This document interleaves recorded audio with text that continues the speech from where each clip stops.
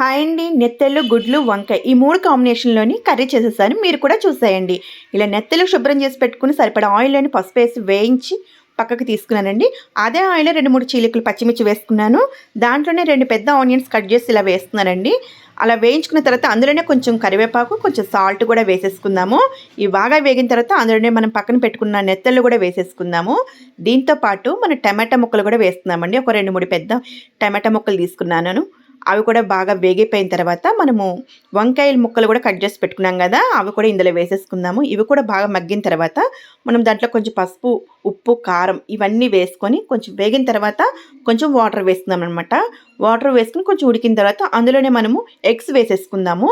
ముందుగానే ఉడకపెట్టి పెట్టుకున్నామంట పక్కన. ఆ ఎగ్స్ కూడా వేసేసుకొని కొంచెం దగ్గరికి అయిన తర్వాత మనం దింపేసుకోవాలన్నమాట. ఈ కాంబినేషన్లో చాలా బాగుంటుందండి. చాలా టేస్టీగా కూడా ఉంటుందన్నమాట.